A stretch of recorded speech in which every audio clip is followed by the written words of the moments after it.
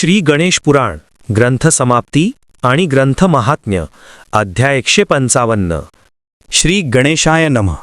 सूत शौनकादी ऋषींना म्हणाले, श्रुते हो, श्री गणेश पुराण हा ग्रंथ इथे पूर्ण झाला आहे। या अद्भुत गणेश चरित्राचे वारंवार श्रवण पठण केल्याने मनुष्याची जन्ममरणाच्या शृंखलेतून कायमची सुटका होते, तो मुक्त होतो। भाद्रपद शुद्ध चतुर्थीच्या दिवशी मृतिकेच्या गणेश मूर्तीची प्राणप्रतिष्ठा करून तिची यथाविधी पूजा करावी। तिच्या सन्मुख गणेश पुराणाचे वाचन करावे। त्या योगे गजाननांची प्रसन्नता लाभून त्यांच्या कृपाप्रसादाने पाठकाचे सर्व इष्ट मनोरथ पूर्ण होतात। या माझ्या विधानाला प्रमाण म्हणून मी तुम्हाला काही अनुभव सांगतो।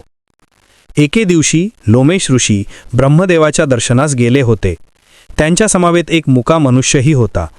लोमेशांच्या विनंतीवरून विधात्यांनी त्यांना गणेश पुराण सांगितले। त्या मुक्याने गणेश पुराण भावभक्तीने श्रवण केले।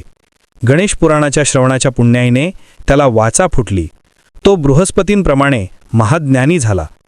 पुढे तो मनुष्य इक्ष्वाकू वंशातील एका राजाकडे गेला। त्यांना संतती नव्हती, म्हणून त्याने त्यांना गणेश पुराण ऐकवले। गणेश पुराणाच्या श्रवणाने त्यांना एक सुलक्षणी पुत्र झाले।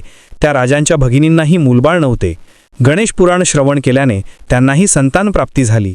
सगरांचे एक पुत्र पायाने अधू होते, ते लंगडत चालायचे। लोमेश ऋषींना त्यांची दया आली। लोमेश ऋषींनी सगरांना गणेश पुराण ऐकवले। त्यामुळे गणेश कृपा होऊन सगरांचे पंगुत्व कायमचे नाहीसे झाले। त्यांना नीट चालत येऊ लागले। श्रोते हो, 18 पुराणांच्या श्रवणाने जे पुण्य प्राप्त होते, तेवढेच पुण्यफल या एकाच पुराणाच्या श्रवणाने लाभते। असे आहे श्री गणेश पुराणाचे अगाध महात्म्य। क्रीडाखंड संपूर्ण।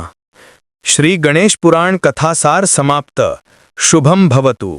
व्हिडिओ आवडल्यास व्हिडिओला लाईक, शेअर, कॉमेंट आणि सबस्क्राईब करा। शेजारील बेल आयकनचे बटन प्रेस करा, म्हणजे तुम्हाला माझ्या नवीन येणाऱ्या सर्व व्हिडिओचे नोटिफिकेशन मिळेल। व्हिडिओ बघितल्याबद्दल धन्यवाद।